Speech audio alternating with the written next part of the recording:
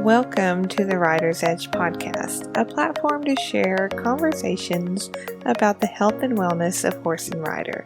I'm your host, Farley Schweigert.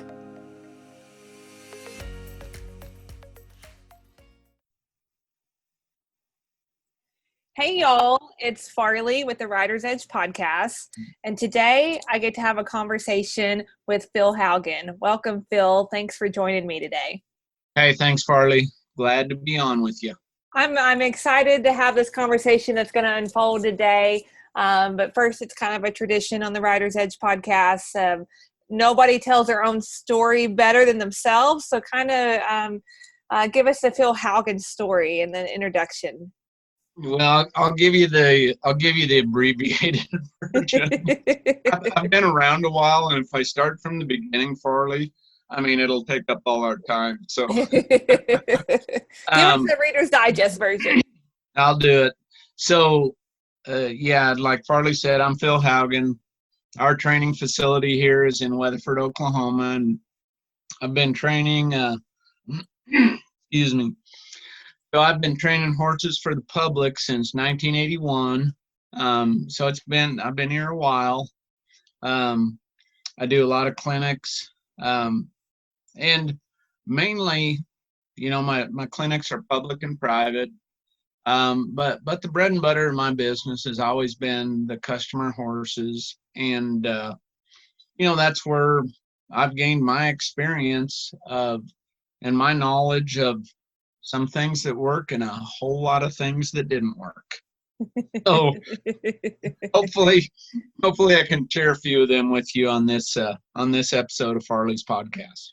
Awesome. Yeah, I was real excited. I've been to a couple of your clinics over the years, and it's really one of my favorite things about you is how you communicate and how you break things down really clicks for me, as it does for a lot of other people. And so I really always enjoy learning from you. And after seeing you this spring, when I came out, when you did a clinic with Ashley Schaefer, it really, really kind of spurred my brain to thinking about the rider's responsibility in horsemanship. Listening to your podcast and going to your clinics and other things that you do. You're always talking about horsemanship, and it's just a great, like I said, for me, it really clicks for me in how you break things down. But watching other riders at the clinic, and I'm always observing, right? I think that's one of the best ways to learn is to watch other people. And I was like, you know what? I don't think in this horsemanship space we're talking about the rider's physical responsibility in gaining horsemanship. Typically, when we're in this position, we're talking about feel and timing and different things and how to get the horse to respond to this. But and what I do in physical therapy and treating the horse and rider, it all goes together. And so there's responsibility because it's a team effort in a lot of aspects. Right. Yeah, that's a great point. Like we were talking earlier, I find myself at my clinics talking, and when I've got people here that I'm working with individually, I find myself talking more and more about feel, timing, balance, and creating that muscle memory, because that muscle memory that we create through repetitions is what creates that consistency in our horse. And like I said earlier, for years I was going through these exercises and doing the repetitions thinking that the horse needed it, when really and truly the reason my horses got better is because my muscle memory and my feel, timing, and balance got better. Because as long as I've been around and the number of horses that have been through my program, I mean, I've got a few repetitions under my belt.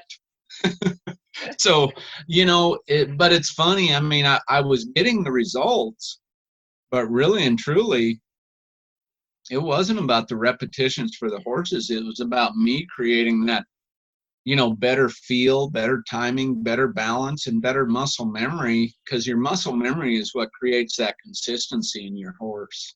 And, it's just interesting how things just continue to evolve. And I mean, just like your podcast, sharing this information, I mean, this is a great topic that I think gets overlooked a lot. Oh, yeah, 100%. And you just talking about your muscle memory becoming more consistent and your horses just got better. I kind of spurred me to thinking and how I work on a horse to stop on their rear end. For me, how I start that process is I really get my pelvis engaged and I really sit on my pockets and drop that down. And I just kind of have a system that's started to work to the point, and it's not a big deal, but we work on that, at different levels of at a walk, trot, Right. onto a lope. And I was riding with some friends here the other day, and it was a completely different discipline. I had my I had my wannabe barrel horses at a pleasure horse barn. Right. and Perfect. and my friend who has that barn, he was like, well, my horses need to stop like your horse. How is that? We got to work on this. We got to have a Farley stop on this. But it's that repetition, and I found a consistent way to communicate that, not only to the colts that I'm starting, but other outside horses that my family has come through in different things and all across the board. And you're right. I've gotten clear and a clear path physically on how I do that. So it clicks a lot sooner for the horse. Yeah. Well, and see what you're doing there, what you explained was the perfect definition of feel. Feel is the signal that you send with your body before you ever pick up your bridle reins. Feel is the first signal to me that a horse should recognize before we ever do anything physically with our reins. So that through repetition, you establish that feel. The example of feel that I always use, and I know you heard me say this at the clinic, but I'll repeat it. If I took, I always use the example of my son Wade. He was a good athlete, pretty fast. And I set him at one end of the arena, and I said, Wade, when I say go, you run as hard as you can. And then when I'm ready, I'll say stop or turn, and you just stop or turn as fast as you can. Well, if I do that example, I mean, even though Wade understands English and he knows it's coming, when I say stop, he can't stop instantly. When I say turn, he can't turn instantly. Right. But if I set him back at the end of the arena and I say, okay, this time when I say go, you run as hard as you can. And when I say, okay, stop, or okay, turn. Well, that word okay is the same as that feel that your horse feels right before you're asking him to get in that big stop. Mm-hmm. And feel is so important because, well, just like I know you're very versatile with your events, but just like with your barrel horses, when you ask a barrel horse to come down an alleyway and run as hard as they can run, rate, turn, run as hard as they can run, rate, turn, and then run as hard as they can run and rate and turn. Really and truly, you're asking that horse to be reactive, meaning running as hard as they can run, just like if they're running away from a bear or mountain lion, 4 times in that run. So when you set to get that horse ready to turn, that feel has to mean something. Mm-hmm. Mm-hmm. Does that make any sense? Oh, 100%. Because for me and how I like that cue, I really like to do a posterior pelvic tilt, to really sit back down on my pockets and curl my hips underneath me.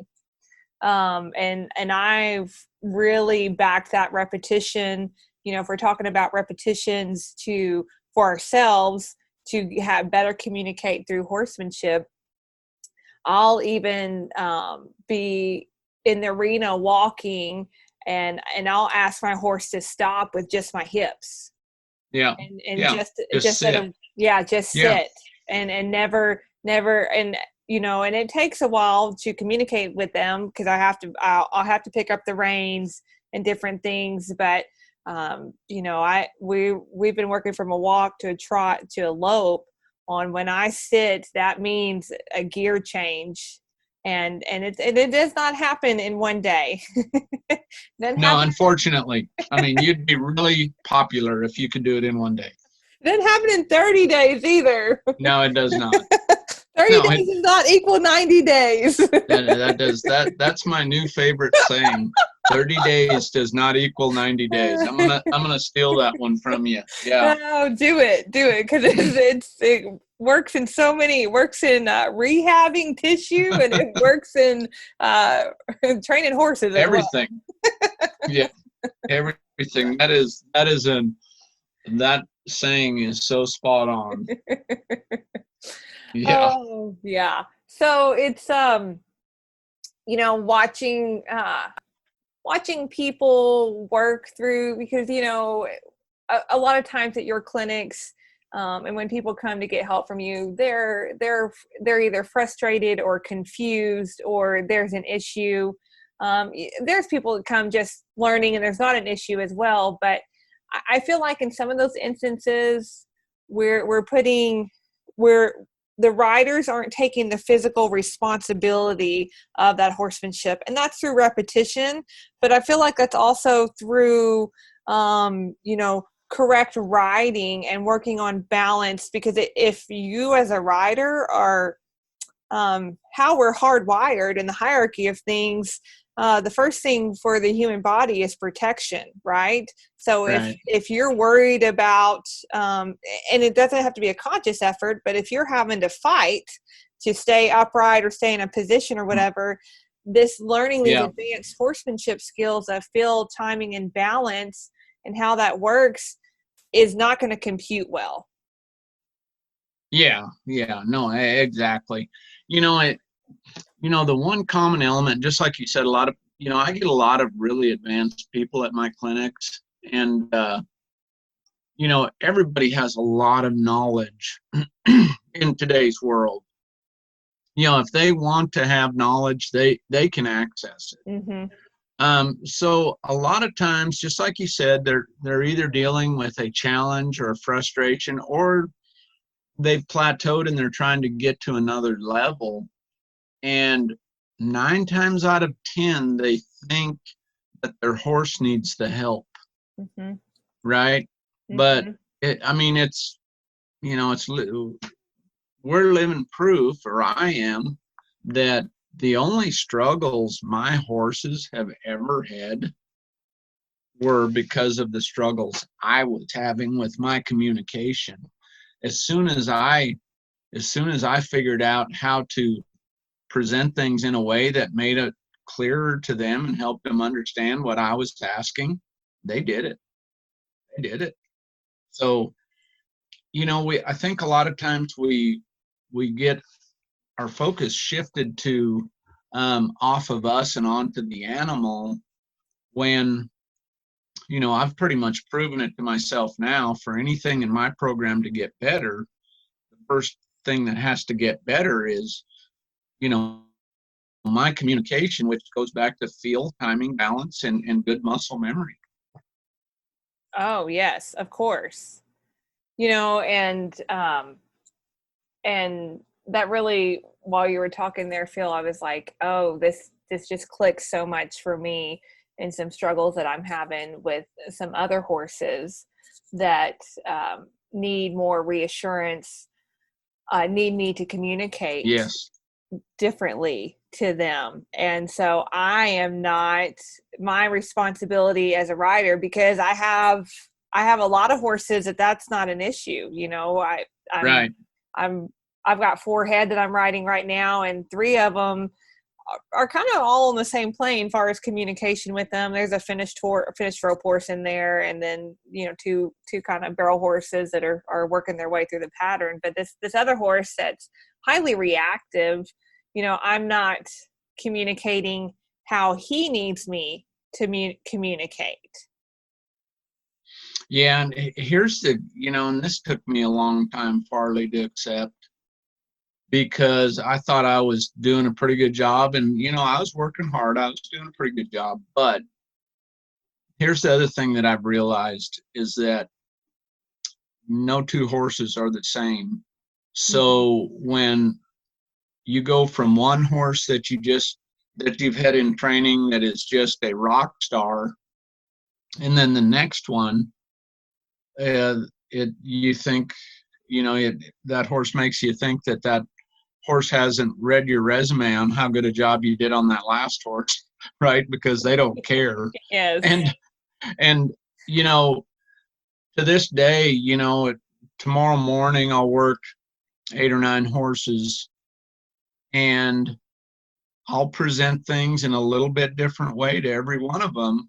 Same program, but it's okay that one horse really gets you and another horse challenges you.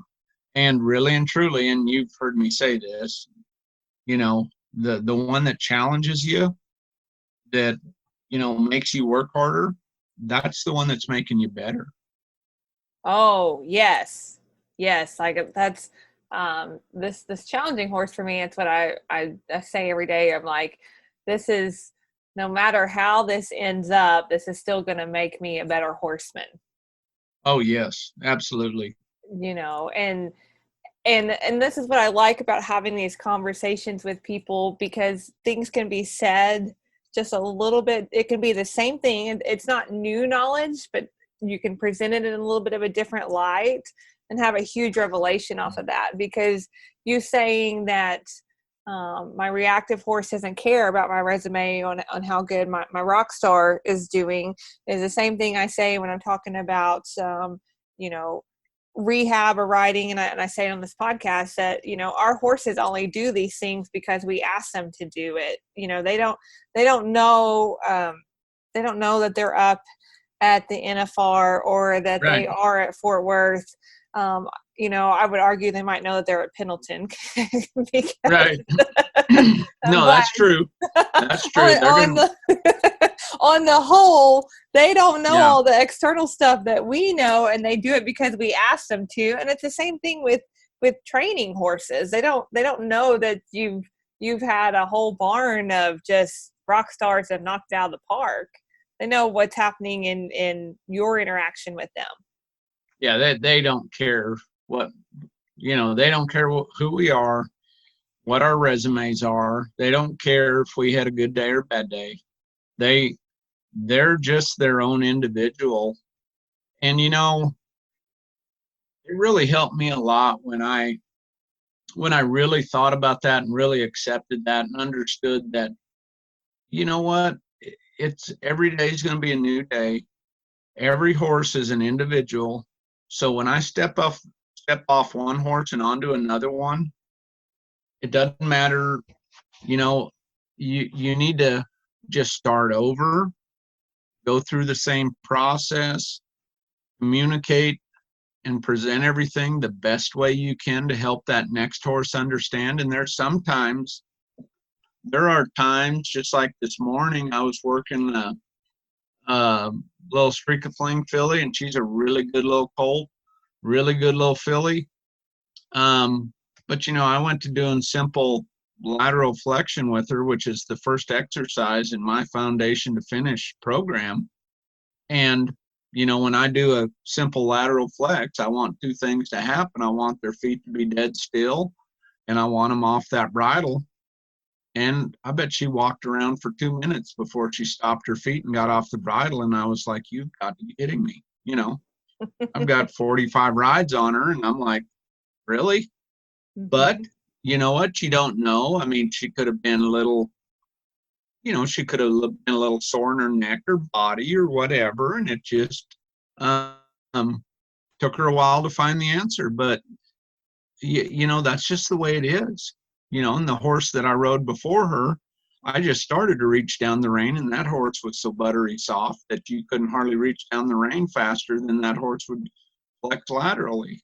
So that right there just tells you that it has, it's all about the presentation and that feel, that timing, that balance, and muscle memory. And with each horse, it's going to be a little bit different. And you know what? That's okay. Mm-hmm. It's okay. Mm-hmm.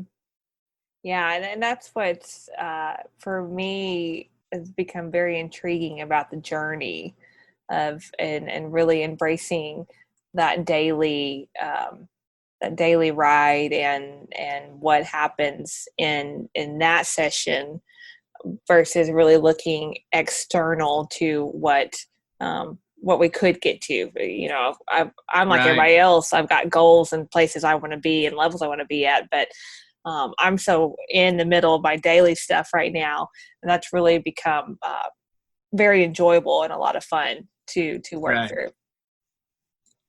Yeah. I think, a realistic expectation every day is to just be a little bit better when you're done than when you started. That's realistic.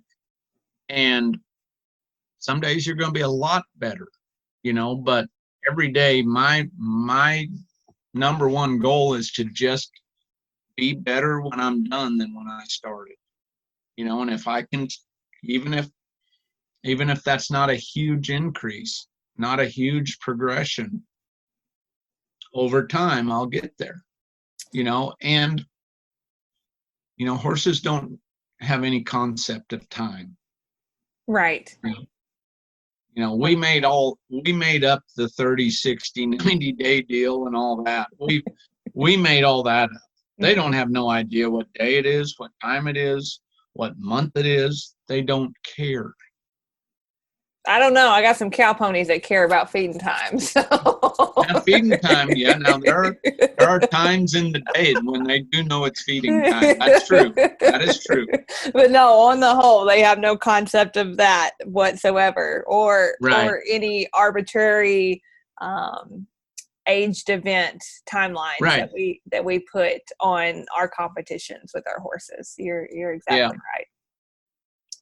What do you, I know you see, you help people, across the spectrum, and you have a lot of, I guess I would say middle level to advanced level clients and people who attend your clinics and things. What are some other things if we're working through horsemanship differently, if we've kind of flipped the script here tonight on what the rider's physical responsibility is in getting better horsemanship. So what are some other thoughts you might have on that topic? So are you asking me what are some common things I see kind of across the board? Yes. Is that kind of, is that what the gist of it? Yeah. What are some common things that you see across the board physically? We talked earlier about repetitions helping to better communicate, but what are some other things that you see far as the rider's horsemanship and their physical responsibility in this team equation? Yeah, I think, the biggest thing I see in the performance events, because, a lot of my customers are in the performance horse world. One big challenge that most riders have is keeping that horse from getting, front end loaded, especially like in turns in the barrel racing or stops. Keeping a horse balanced on its hindquarters to me is just so huge. And you've already talked about that a little bit earlier on just working on your stops. I mean, you can't have a good stop if that horse isn't balanced on its hindquarters where that front end continues to have movement. And, just the way a horse is built, they're going to be naturally heavy in the front end, because that head and neck that's connected to the shoulders, it's like a big old anchor sitting out there. Mm-hmm. So, the majority of the people that I have at my clinics and that come here to our place and that I do private clinics with, that's one of the biggest things they're struggling with, understanding how to keep that horse in the habit of getting balanced on its hindquarters. And I'm just saying balanced to the point where, you've got 51% of your weight on the hindquarters and 49 on the front end, just to that effect, just so they, anytime you go into any maneuver where there's a transition in speed or direction, if that front end quits moving or starts to get sticky, that horse is going to be front end loaded. You see what I mean? Absolutely. Absolutely. And that is, well, causes several challenges. Number one, it's a time killer. Anytime you slow, that front end slows down, you're starting to cost yourself time. And when that front end slows down, it's just like riding a bike, and everybody that in my age that's rode a bike and then hit the brake, the front tire brake, how it would shove you forward. Well, that's what it's like when that horse's front end starts to get sticky. And I see that everywhere I go. A lot of times they think they've got an issue with the back end, but to correct that, to get a horse, just like you were talking about earlier in your stops, to get those good stops, and that horse has to feel that and get balanced on its hindquarters. But to really make that stop good, that front end's got to pedal. That front end's got to pedal, and them shoulders need to elevate. If anybody watches a really good heel horse, how that heel horse comes around that corner and is balanced on its hindquarters, and that front end keeps pedaling, and that saddle horn elevates instead of drops. Yes. And you can see that, especially now with, all the rodeos and stuff on TV, on the Cowboy Channel and everything. You get, people are getting to see a lot more of that. And, that is so common everywhere I go, everywhere I go. And here again, that's a field timing, balance, and muscle memory, challenge. Right. Phil, when you're working with people in kind of the situation we're talking about, do you observe things that people are doing riding that is sending mixed signals to the horse, causing them to maybe get on their front end or getting that front end a little more sticky? Do you see anything kind of common, in kind of a general sense there? Yeah, any time you let your shoulders leak forward, right, and you get rolled up on your pelvis, you were talking about getting your hips under you earlier, and I know exactly what you're saying.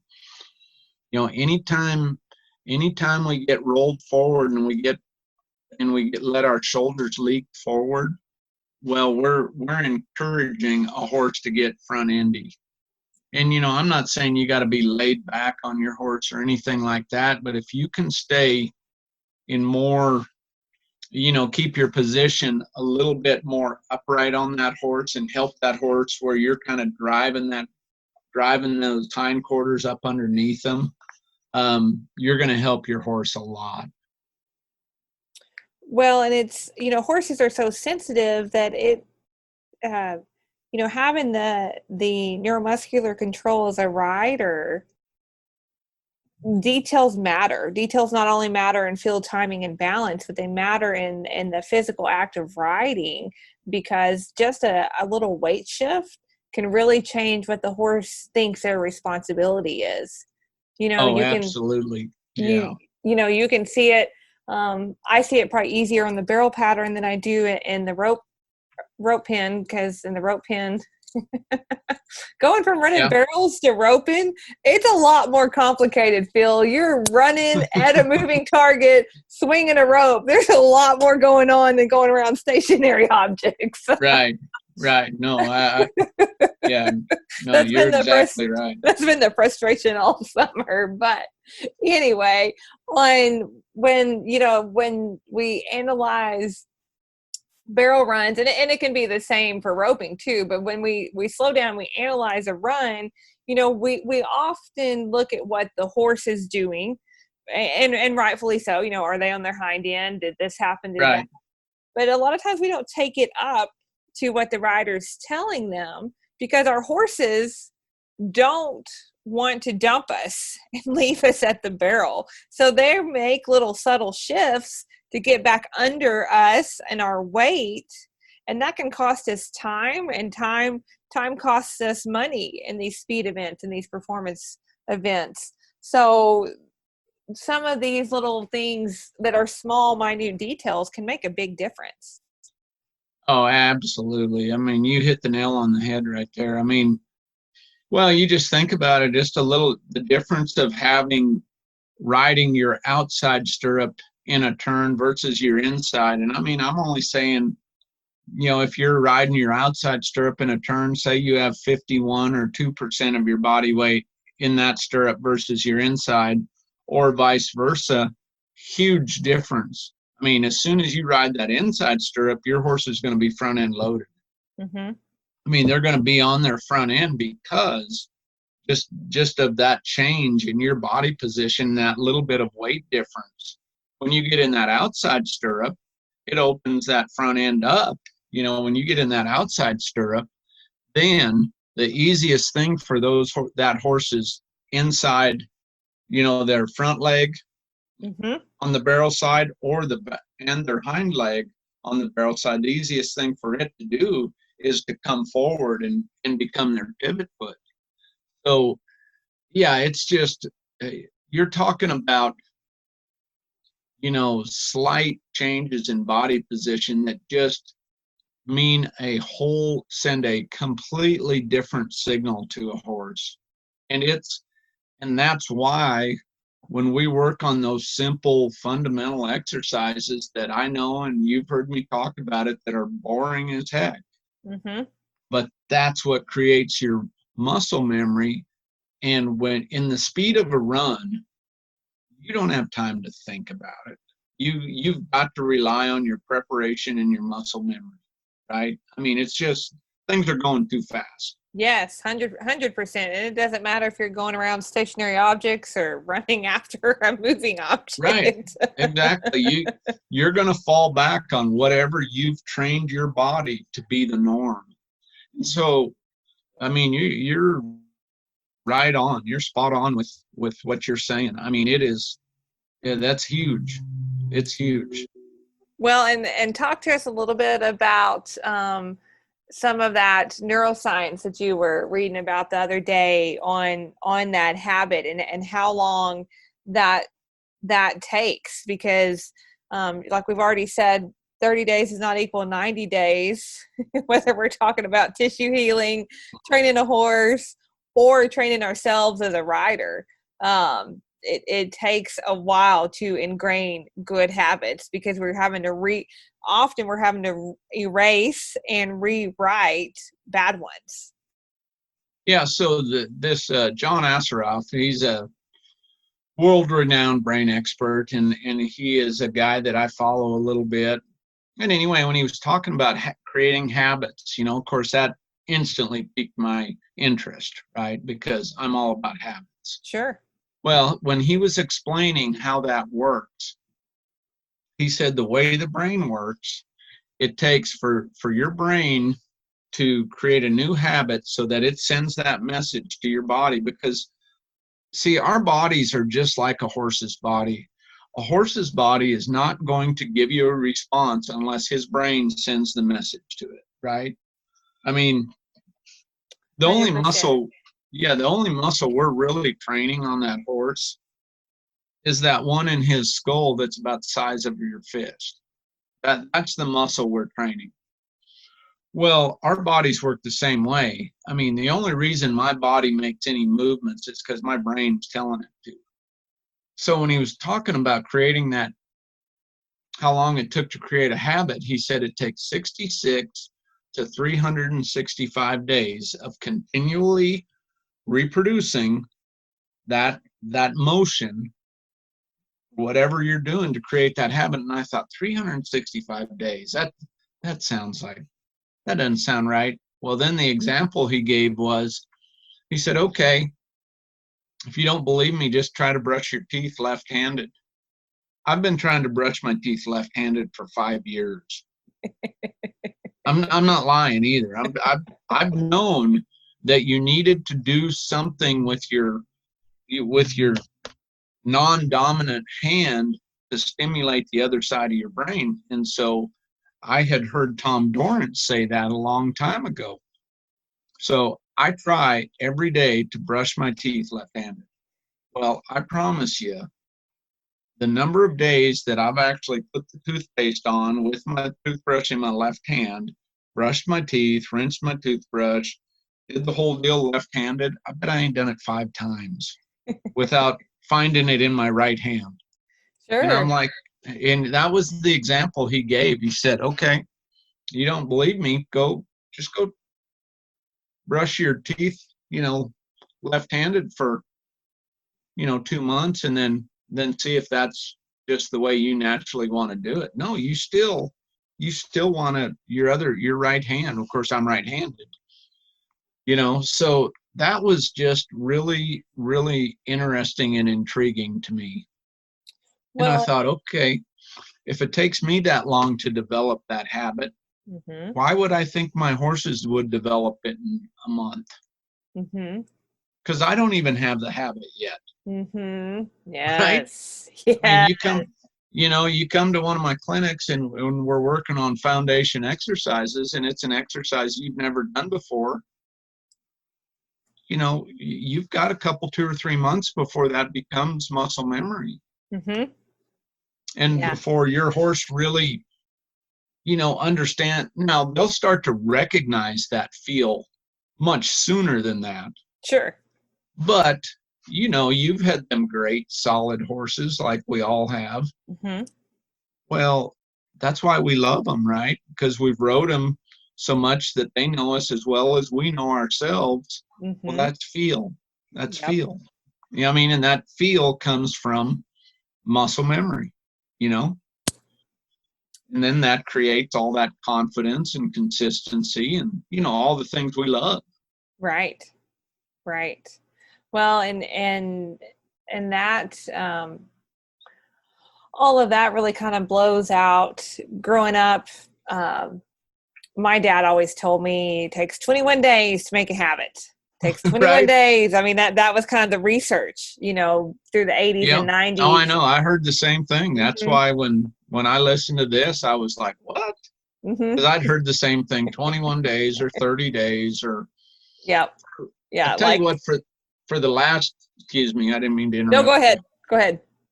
For the last, probably 3 or 4 years, I've been saying, I feel like it takes at least a couple months to create a habit, Mm-hmm. and I didn't have anything to back that up though. That was just an opinion and Sure. everybody's got them, right? Of course. Doesn't mean mine's right and anybody else's is wrong or vice versa. It's just an opinion. But I'd started to figure out that now that just ain't enough time. Now I think in that amount of time you definitely can get the foundation started for a habit, Mm-hmm. right? Mm-hmm. But I just don't know that it's I think it takes a good bit before that becomes rock solid. So yeah, I grew up with the same beliefs you did on that. Oh yeah, 21 days. If you're trying to change your swing on the dummy before you get back in the rope pen, 21 days to get that, get that solid. But on the same thing of that time frame of 66 to 365 days, that's gonna depend on how much you're working at that. Right. If you Right. if you I mean, you're going to figure out how to brush your teeth left-handed if that's what you've got to practice all day long. Like that's going to happen a lot Right. faster. Right.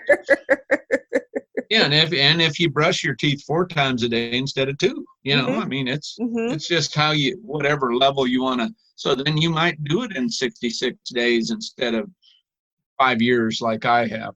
But But you can extrapolate that back to the arena. How many days a week are you riding? Right. And there's a lot of factors that come into that, whether um, you're like a lot of us that you have to have a day job to pay for your horse habits, Right. or if you are able to work at it at a professional level and work at it day in and day out. So that's going to change the time frame for both you and your horse. Yeah. I mean, I'm, when it comes to that, I'm fortunate because that turns out that is my day job, creating habits. But with my horses, not brushing my teeth, obviously, that's not my day job. But, so yeah, I mean, and I don't feel like, even with horses that, when my horses are in, the horses I have in training, I mean, they're the priority around here. I mean, they get worked first before any of our personal horses. And sure. And even with that schedule, yeah, I feel like I'm just barely getting it done in 90 days. If I'm getting it done, getting that habit created. It's tough.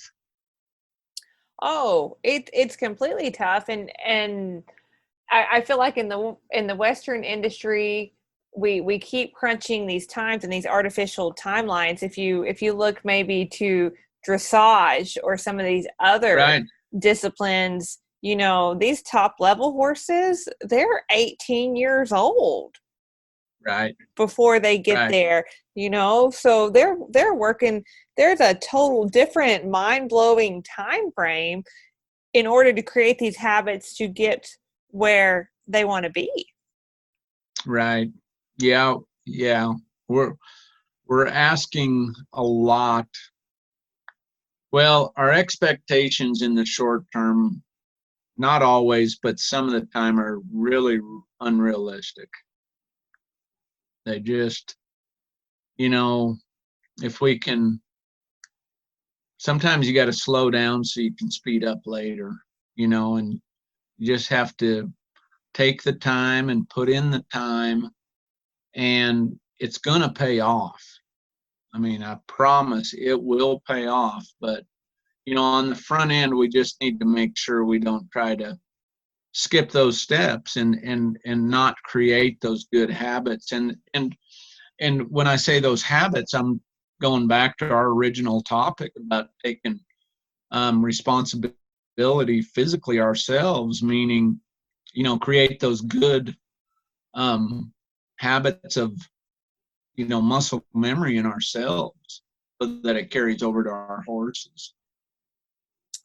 Yes, because it's just not, muscle memory habits. It takes time, and that's a arbitrary factor that we've placed on our industry, our competitions, our time frame for when we've got to get something done. I mean, even just picking your brain tonight about my very reactive horse, and you're just like, you need more time, and I'm like, and you're like, that's not the answer I wanted.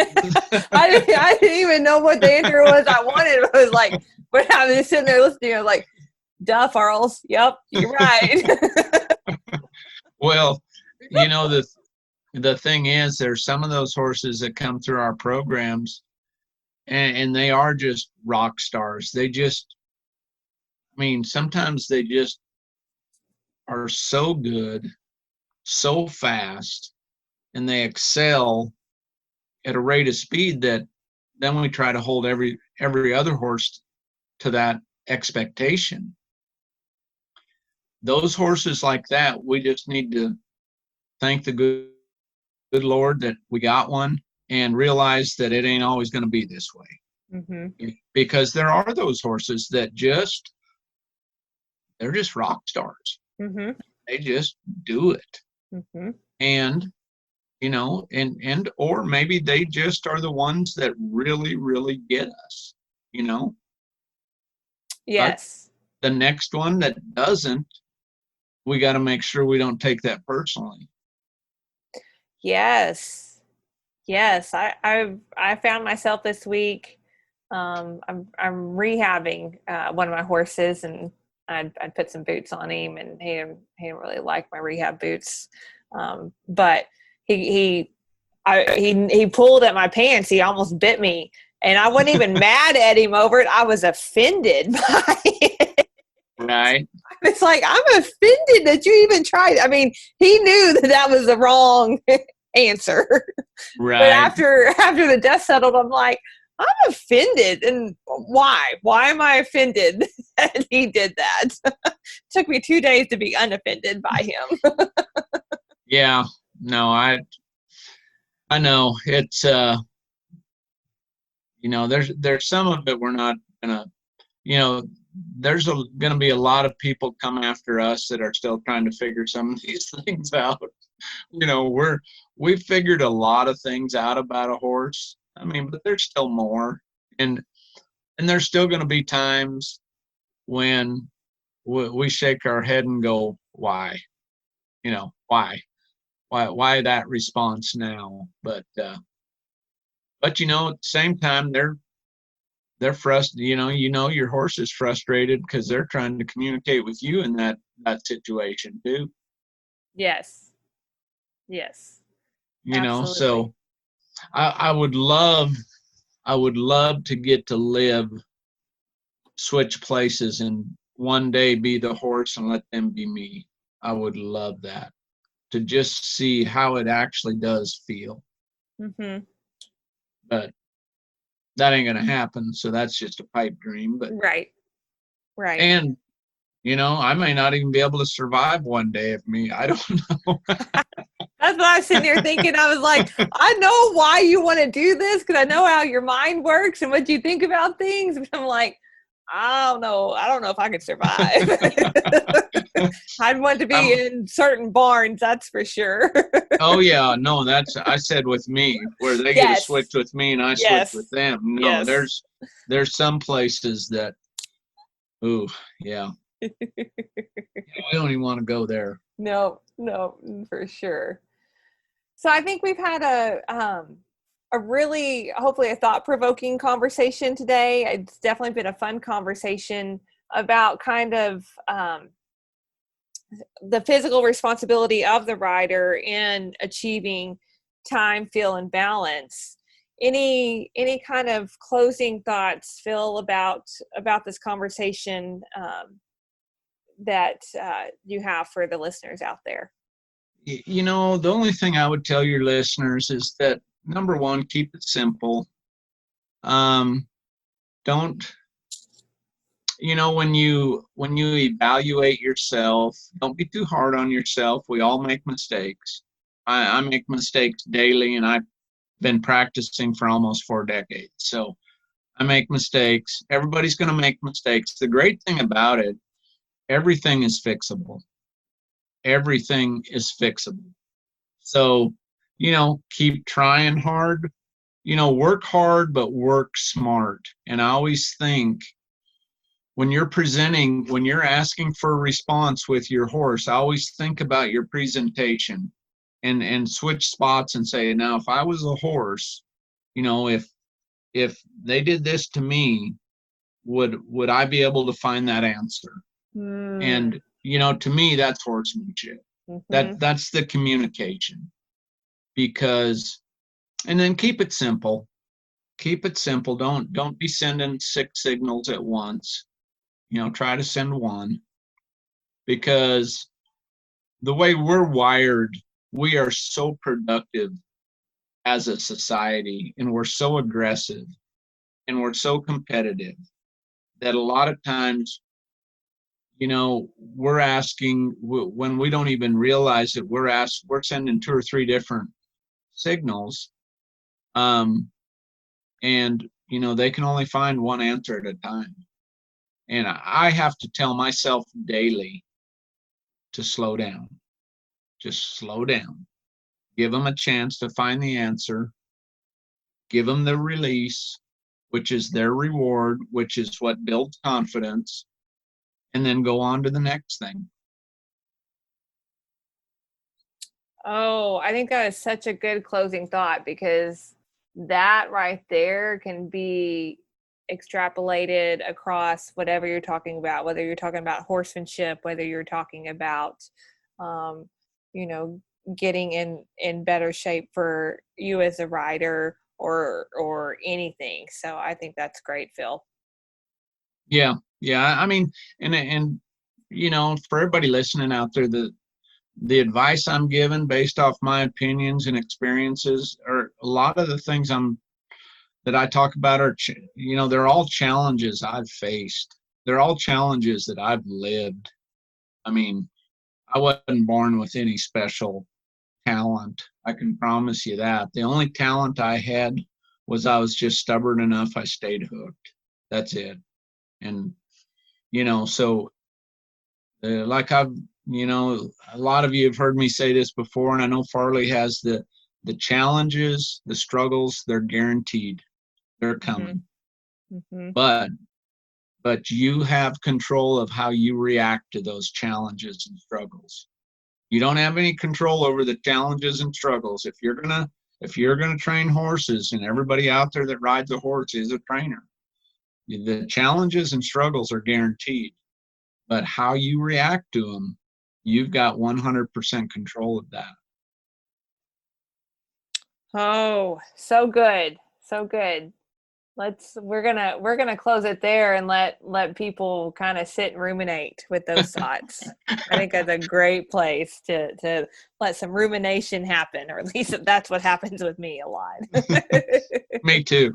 Hey, Farley, thanks for having me on. I've really enjoyed it. Well, thank you, Phil. I really appreciate it, and we'll talk again in the future, no doubt. That sounds good. Y'all have a great evening. Thank you. Thank you for listening to Rider's Edge Podcast. For show notes and other thoughts, head over to ridersedgetherapy.com. If you would like to stay connected and continue the conversation, head over to my free Facebook group, Rider's Edge Health and Wellness for Horse and Rider. Thanks for continuing the conversation, and as always, I will see you down the road.